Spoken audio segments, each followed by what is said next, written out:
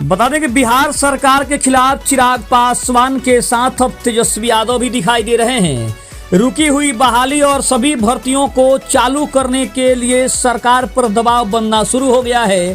क्या इसमें चौकीदार और दफादार बहाली की जो प्रक्रिया जो रुकी हुई है, क्या उसको भी शुरू किया जाएगा? और क्या अभ्यर्थियों के साथ हुई लाठीचार्ज और बिहार में शिक्षक अभ्यर्थियों के साथ हुए दुर्व्यवहार पर पक्ष के साथ साथ विपक्ष भी खड़ा हो गया है? और क्या रुकी हुई सभी बहालियों को फिर से लागू किया जा सकता है? नमस्कार, मैं हूं संजीव और आप देख रहे हैं आप तक न्यूज। अगर आप हमारे चैनल पर नए हैं तो चैनल को जरूर सब्सक्राइब कर लें। आपको बता दें कि बिहार में जब से कैबिनेट का विस्तार हुआ है, मंत्रिमंडल का विस्तार हुआ है, मंत्रियों का शपथ ग्रहण समारोह हुआ है और जैसे ही विभागों का बंटवारा हुआ है उसके बाद से बिहार में धरना प्रदर्शन शुरू हो गया है।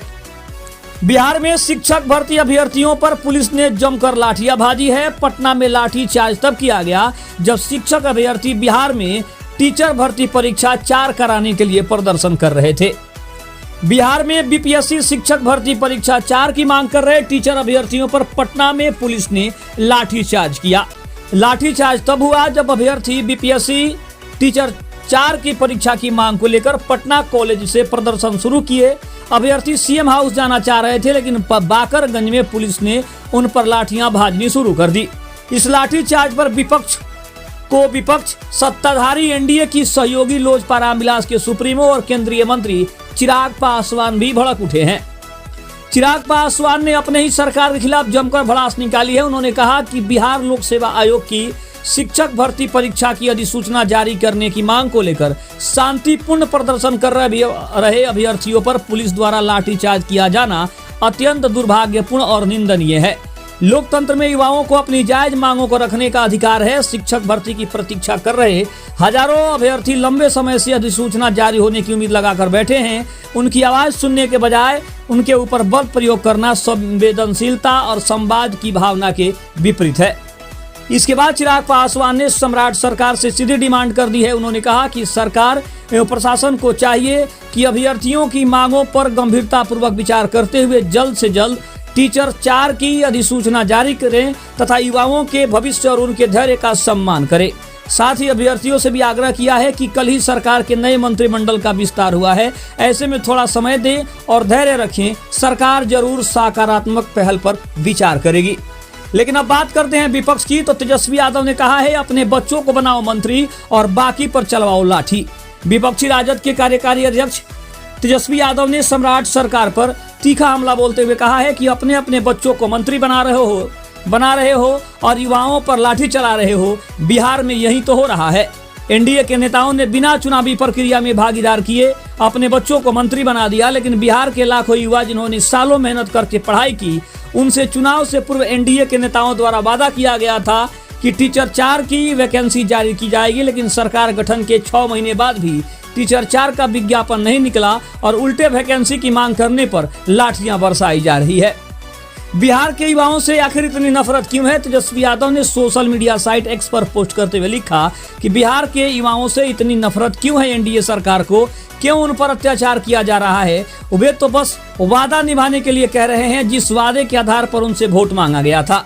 ये युवा बस अपना अधिकार मांग रहे हैं और केवल परीक्षा आयोजित करने के लिए कह रहे हैं ताकि अपनी प्रतिभा दिखा सकें। लेकिन रोजगार विरोधी ये सरकार कह रही है कि अत्याचार एनडीए की युवाओं से वादा खिलाफी नहीं भूलेगा बिहार। लेकिन अगर आप बात करें तो कांग्रेस ने भी सीएम सम्राट चौधरी को कोसा है। विपक्षी कांग्रेस ने भी मौके का फायदा उठाया है और सीएम सम्राट चौधरी पर सीधा हमला बोल दिया है।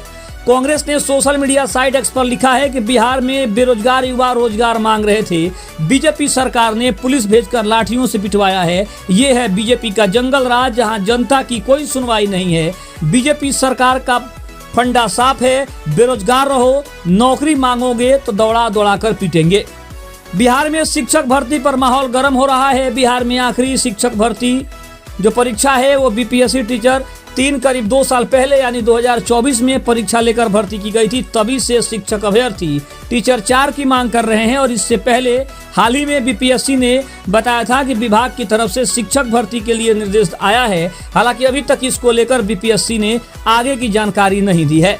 लेकिन अब सबसे बड़ा मुद्दा यह है कि क्या सिर्फ बीपीएससी परीक्षा के लिए मांग हो रही है क्या बिहार में सिर्फ यही एक मुद्दा है? इसके अलावा भी बिहार में ऐसे कई मुद्दे हैं जिनमें सबसे ज्यादा अगर कोई मुद्दा चर्चा में है तो वो है चौकीदार दफादार बहाली का, जहां पे चौकीदारों की बहाली को लेकर लगातार प्रदर्शन हो रहा है।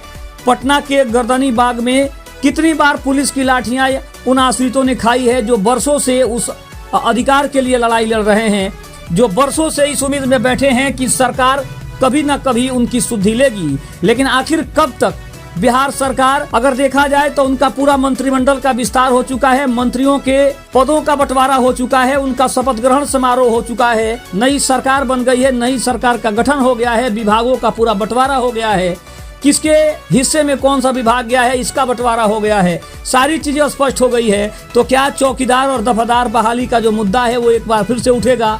क्या उन आश्रितों को नौकरी मिलेगी जो पिछले कई वर्षों से इस उम्मीद में बैठे हैं कि सरकार आज नहीं तो कल उनकी भी सुनेगी, उनको भी नौकरी देगी? जो लोग इस उम्मीद में बैठे हैं कि शिक्षक भर्ती के अलावा भी बिहार में जो मुद्दे हैं जो खास करके उन आश्रितों के लिए हैं, जो चौकीदार दफादार बहाली का लंबे समय से इंतजार कर रहे हैं, क्योंकि देखा जाए तो सरकार ने बिहार संवर्ग नियमावली 2026 जब से लागू किया है उसके बाद से इस भर्ती प्रक्रिया को पारदर्शी बनाने की जो कोशिश नीतीश कुमार की सरकार ने की थी, उसके बाद से ही ये सारा प्रदर्शन सारा बवाल हुआ है। आश्रितों का कहना है कि अगर इस बहाली को जनरल किया गया तो उनका हक मारा जाएगा, और जो लोग इस उम्मीद में बैठे हैं कि उनकी नौकरी जो है, उनका जो हक है वो उनको मिलेगा, तो कहीं ना कहीं जनरल वैकेंसी आ जाने से उन आश्रितों को सबसे ज्यादा झटका लगेगा। जो लोग अपने हक की मांग कर रहे हैं, जिन्हें लगता है कि सरकार उनकी सुधि लेने वाली है, और जब से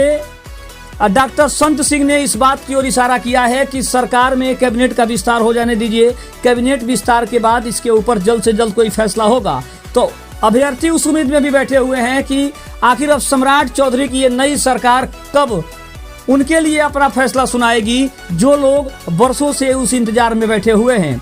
अगर हम बात करें तो बीपीएससी टीचर 4 की जो बहाली है उसके लिए भी 2 साल पहले लास्ट बहाली हुई थी, यानी 2024 में, और अभी भी उस बहाली के लिए लोग इंतजार कर रहे हैं। जो बच्चे अपनी तैयारी कर रहे हैं उस तैयारी को लेकर भी वो काफ़ी ज़्यादा परेशान हैं, और बीजेपी सरकार के खिलाफ वादा खिलाफी का बड़ा आरोप लगाया जा रहा है कि सरकार ने वोट लेने के लिए युवाओं से झूठ बोला, लोगों से झूठ बोला, जनता को बेवकूफ़ बनाया। ये विपक्ष का साफ तौर पे आरोप है। और अब जब सरकार बन गई है, पिछले 6 महीने में दूसरी बार सरकार का गठन हुआ है, तो कहीं ना कहीं बीजेपी की सरकार आने के बाद लोगों को उम्मीदें तो जग रही है, लेकिन लोगों की जो उम्मीदें हैं वो टूट भी रही है। लोगों का भरोसा जो है वो कमजोर भी हो रहा है कि क्या सचमुच में बीजेपी की सरकार आने से जो नीतीश कुमार की सरकार ने वादा किया था, क्या उस वादे को पूरा किया जाएगा, या फिर ये सरकार कोई नया फैसला सुनाएगी जो उन आश्रितों के लिए, उन अभ्यर्थियों के लिए सबसे ज़्यादा नुकसानदायक साबित होगा, जो कई वर्षों से मेहनत कर रहे हैं और सरकारी नौकरी की तलाश में घूम रहे हैं।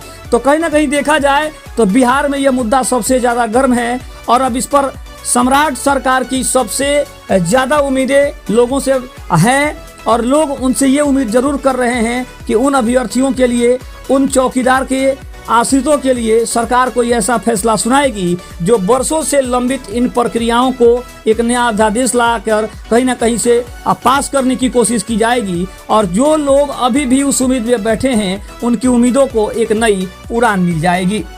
खबर कैसी रही कमेंट में जरूर बताइएगा। तब तक के लिए धन्यवाद। जय हिंद, जय भारत।